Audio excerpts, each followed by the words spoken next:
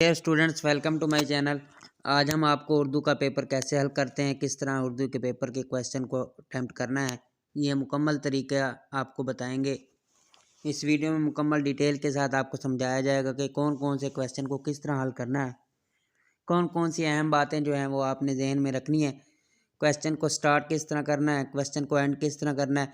इन तमाम चीज़ों के बारे में आपको कंप्लीट गाइड किया जाएगा। तमाम बातें आपको समझाई जाएंगी।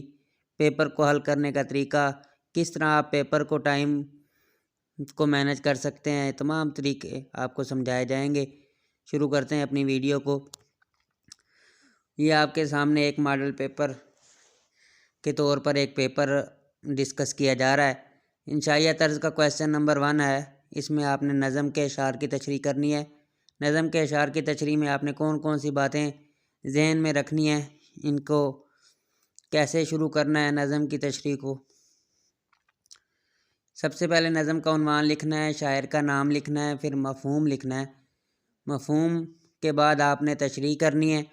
तशरीह में आपने कहाँ से शुरू करना है, सबसे पहले ये लाइन आप याद कर लें, शेर गोई की खुदादाद सलाहियत रखते हैं। ये शायर के लिए आपने लिखना है। हर शेर की तशरीह में ये लाजमी लिखना है आपने। ज़रूरी हदायत हैं, तमाम अशार को इकट्ठा करके लिखना जो है वो बेहतरीन अमल है, क्योंकि नज़म में एक ही सोच और एक ही ख्याल पर मबनी होता है। नज़म के अशार की तशरीह कम अज़ कम तीन सफ़ात पर मबनी हो। हर लुगत के बजाय मफ़हूम ही तहरीर किया जाए। चौथी हदायत आपके लिए है, नज़म के अशार की तशरीह में आयत मुबारक, हदीस, कौल और अशार लिखने के लिए आप मार्कर का इस्तेमाल करें, इससे अच्छे नंबर मिलेंगे आपको। और तशरीह करते वक्त 5-6 सतूर के बाद पैराग्राफ बनाएं। इस तरह एक सफ़े पे कम अज़ कम 3 से 5 पैराग्राफ बनाएं और इसी तसलसल को बरकरार रखें। हर सवाल के इख्तिताम पर इख्तितामी लाइन ज़रूर लगाएं। इससे आपका क्वेश्चन जो है ये वाज़ेह हो जाता है कि यहाँ पर क्वेश्चन का एंड हो गया है। डियर स्टूडेंट्स, अगर आप 9th-10th के पेपर को सॉल्व कर रहे हैं तो आपने अपनी तशरीह को थोड़ा शार्ट रखना है। अगर आप इंटरमीडिएट के पेपर को सॉल्व कर रहे हैं तो आप अपने तशरीह को थोड़ा लॉन्ग रखेंगे, क्योंकि इंटरमीडिएट में ज़्यादा लिखना पड़ता है। नेक्स्ट गज़ल के अशार हैं। गज़ल के अशार को किस तरह अटैम्प्ट करना है। गज़ल के अशार में आपने शायर का नाम भी लिखना है।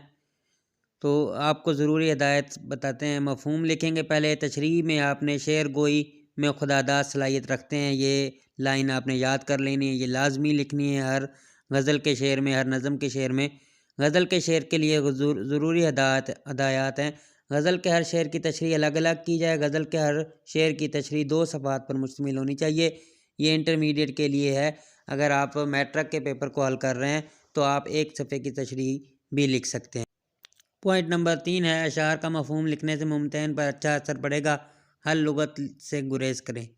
पॉइंट नंबर 4 है, अशार की तशरीह पैराग्राफ की सूरत में मुज़य्यन करें और गज़ल के अशार में आयात मुक़द्दसा, हदीस, कौल, मुतलका अशार मार्कर से लिखें। इस तरह तमाम अशार की आपने तशरीह करनी है। इसके बाद नेक्स्ट क्वेश्चन है। नेक्स्ट क्वेश्चन में आपने इक़्तिसाबात की तशरीह करनी है। इक़्तिसाबात की तशरीह में आपने सियाक़ व सबाक़ को मद्देनज़र रख के उसकी तशरीह करनी है। मुसन्निफ़ का नाम लिखना है, सबक का नाम भी लिखना है।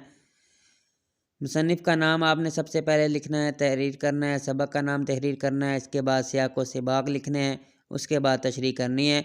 तशरीह में आपने उर्दू अदब की दुनिया में मुमताज़ नसर नगार की हैसियत रखते हैं, ये लाइन लाजमी लिखनी है। ज़रूरी हदायत में पॉइंट नंबर 1 है, सियाक़ व सबाक़ कम अज़ कम 5 और ज़्यादा से ज़्यादा 12 सतूर पर मुश्तमिल होनी चाहिए। इबारत की तशरीह कम अज़ कम 1.5 सफ़ा और ज़्यादा से ज़्यादा 2 सफ़ात पर मुश्तमिल होनी चाहिए।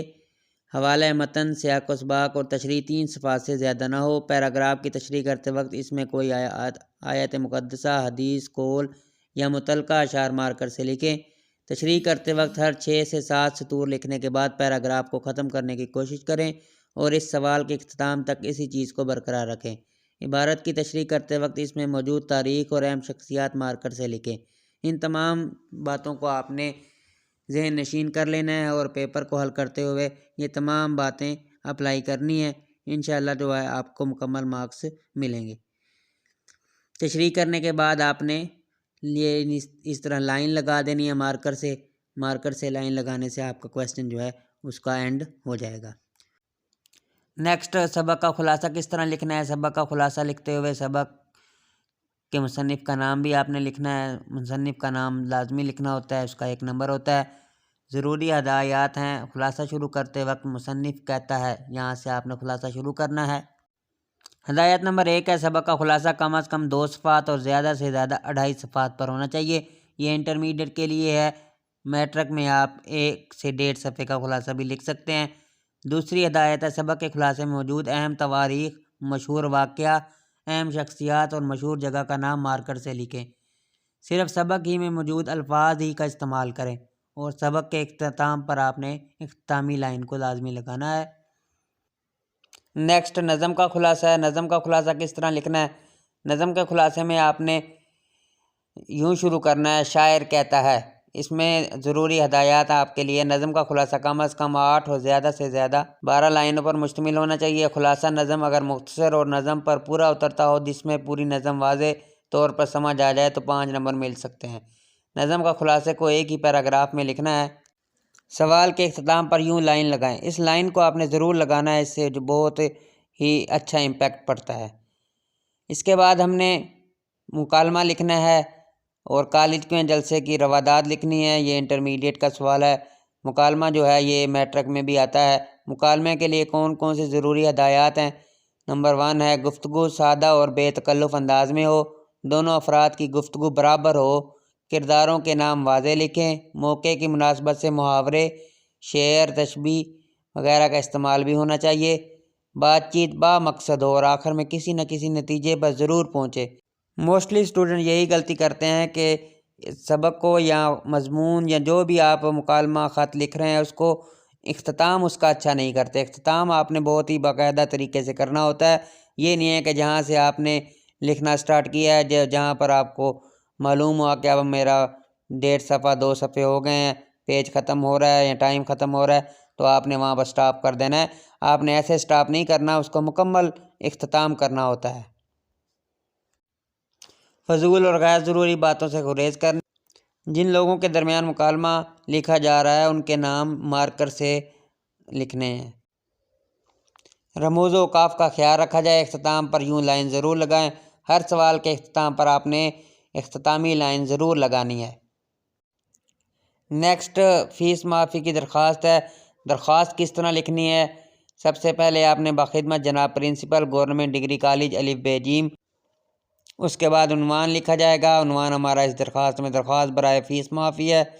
اس کے بعد جناب اعلیٰ نہایت ادب سے گزارش ہے، یہ آپ نے لائن لازمی لکھنی ہے۔ اس کے بعد اپنے باقاعدہ اپنی درخواست شروع کر دینی ہے۔ درخواست کو باقاعدہ لکھیں گے ترتیب کے ساتھ۔ درخواست کو مکمل کرنے کے بعد آپ نے اس کا اینڈ اس طرح کرنا ہے، نوازش ہوگی خدا آپ کا اقبال بلند فرمائے، درخواست گزار آپ کا تابع فرما، لام میم نون۔ نیچے آپ نے ڈیٹ لکھ دینی ہے، جو موجودہ ڈیٹ ہوگی وہ آپ نے لکھ دینی ہے وہاں پر۔ نیکسٹ، ضروری ہدایات ہیں۔ درخواست کم از کم 1 صفحہ اور زیادہ سے زیادہ 1.5 صفحات پر مشتمل ہونی چاہیے۔ کوشش کریں درخواست کو نئے صفحے سے شروع کریں۔ درخواست لکھنے کے دوران اپنا نام، کالج یا شہر کا نام مت لکھیں۔ درخواست لکھنے سے پہلے ضروری ہے کہ افسر یا حکمران کا عہدہ ضرور لکھیں۔ یہ نمونے کے طور پر آپ کے سامنے ایک درخواست کا سیمپل پیش کیا جا رہا ہے۔ جیسا کہ آپ نے لکھنا ہے بخدمت جناب پرنسپل، اس کے بعد آپ نے عنوان لازمی لکھنا ہے۔ عنوان لکھنے کے بعد آپ نے درخواست شروع کرنی ہے۔ درخواست 3 حصوں پر مشتمل ہے، آغاز اور تمہید، نفس مضمون۔ تیسرا حصہ درخواست کا اختتام ہے۔ آغاز میں آپ نے مؤدبانہ گزارش ہے، نہایت ادب سے گزارش ہے، ادب سے التماس ہے، اس طرح شروع کرنی ہے درخواست آپ نے۔ نفس مضمون میں آپ نے اپنا ٹاپک لکھنا ہے، جس پر موضوع پر آپ درخواست لکھ رہے ہیں۔ اختتام میں آپ کی نوازش ہوگی، میں آپ کا شکر گزار ہوں، درخواست گزار اور اراضی کے انتہائی جانب یوں تاریخ لکھنی ہے۔ تاریخ آپ نے بالکل اچھے طریقے سے لکھنی ہے، کیونکہ اس کا بھی 1 نمبر ہوتا ہے۔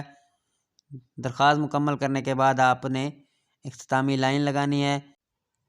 یہ کچھ الفاظ ہیں جو غلط اور صحیح دونوں طریقوں سے آپ کو لکھ کے بتائے گئے ہیں۔ آپ نے صحیح والے طریقے سے الفاظ کو لکھنا ہے، ان کو آپ نے غور سے دیکھ لینا ہے۔